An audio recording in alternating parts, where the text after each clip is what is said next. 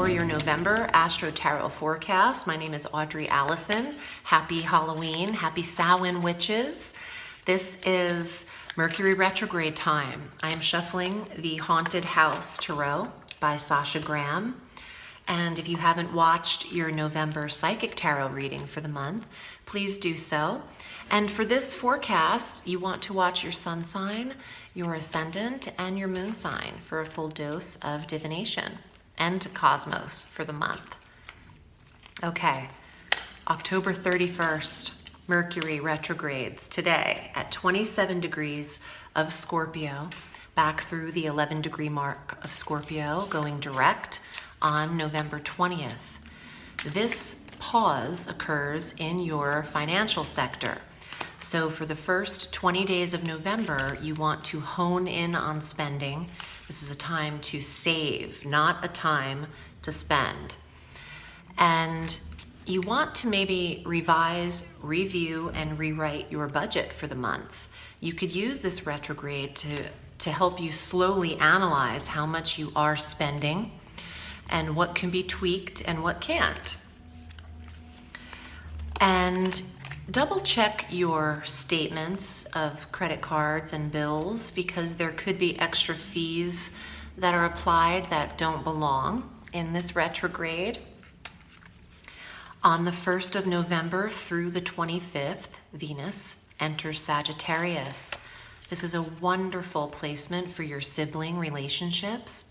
Venus smooths over the sector, and I feel like your connection with your sister siblings are heightened here because Venus is the feminine planet energy. This is also great for communication. Even though the retrograde is here, Venus in the third house of writing, expression, and public speaking will help you. This could assist in the retrograde for you. So if you do have those work deadlines where you're pitching something to your boss, or ideas or concepts that you're responsible for, Venus can replenish your communication sector. Local travel might work out better for you than foreign travel during the retrograde due to Venus in the third house of neighborhoods and weekend getaways. Expect delay, but I feel like you're still meant to take that trip this month. On the 12th, the full moon culminates at 19 degrees of Taurus in the 8th house of shared resources. There is an awareness to your credit card bills, to investors, to investments. Definitely check every bill or credit card statement you're getting. Make sure your interest rates didn't just jump up out of nowhere for you. And also, the 8th house is fraudulent activity. That's the word I'm kind of stuck on. Phishing scams, corporate phishing scams, getting emails from places that claim they are a major company and wanting you to get in touch with them for fraudulent activity. All of this stuff is in the 8th house, and the full moon is, boom, awareness time. Don't fall for these scams. Don't call people back that give you 800 numbers. If you owe the IRS money, you'll get a letter in the mail that's probably certified that needs and requires your signature. No one's calling you from the IRS to say you owe them something. So don't fall victim to these types of scams. And this is what could happen here easily for you with your money sectors influenced by both the retrograde of Mercury and having your full moon here at the same time in the 8th house. On the 19th, Mars enters Scorpio. This is replenished energy now. When Mercury goes direct on the 20th, Mars will fully be in the 2nd house. Action, energy, and it's your payday time from the 19th of November through the end of December. So this is beautiful, and it can pick up the pace in work, and your demands could be higher.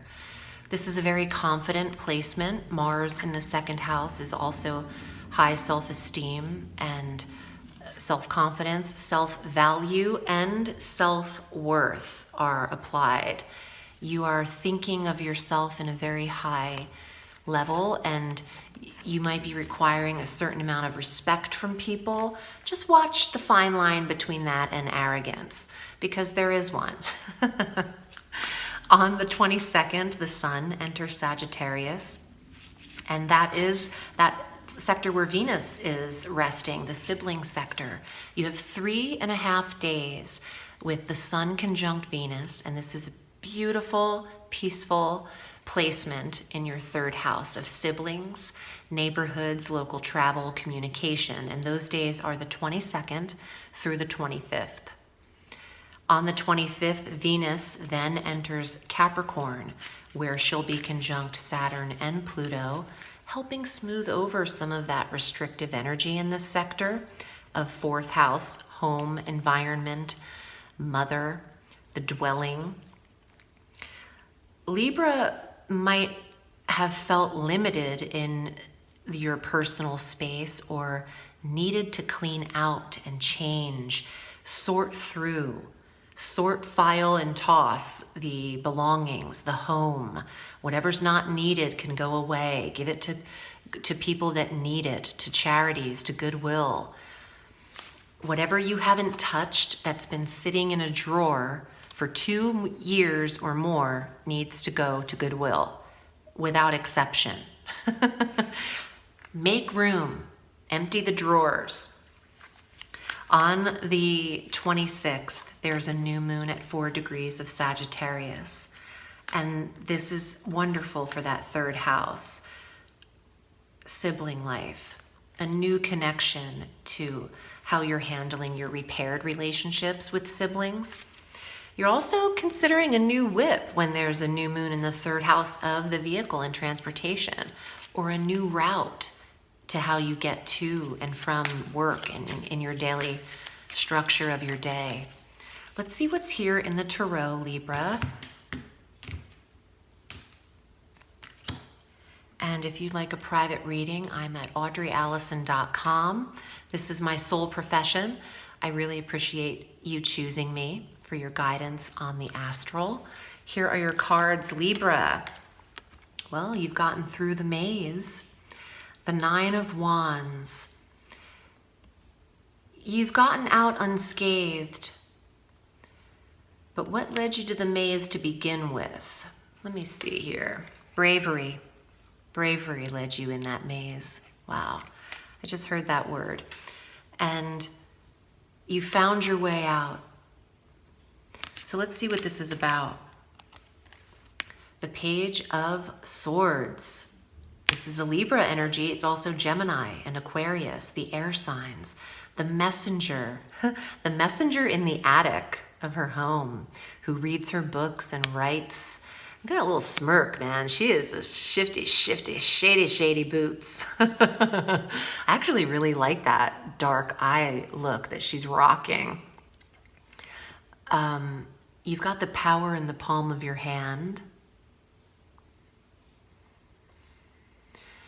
Whatever you are conjuring up there, Libra, in your mind,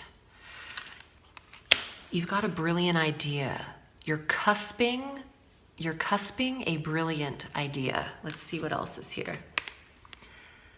These two girls are sitting at the bar.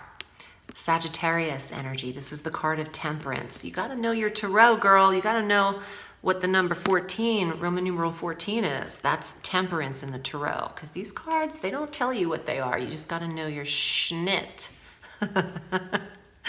Okay. Moderation, balance. Don't pour too much. That's what I'm hearing. Don't pour all of it. You can pour half of it. Some of you have struggled with alcoholism, and you've made it out of the maze. You've made it out of your struggle. 5 of Wands. There's a lot of competition and heightened energy in your business or your creative field. A lot of competitors may arrive in November for you. but it's worth the fight. You start with fire and you end with fire. The 9 of Wands and the 5 of Wands. Your message is to remain balanced throughout this month and the process of this month.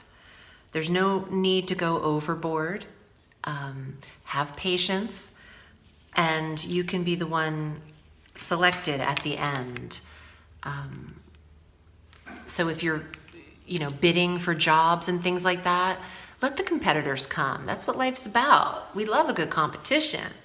So just stay confident, and you have that second house energy.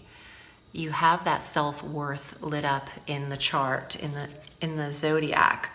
So whoever is the most confident without being arrogant is usually the winner. Because when you're arrogant, that's when karma gets involved. And then it's about, you have to learn your lesson if you're handling things the wrong way.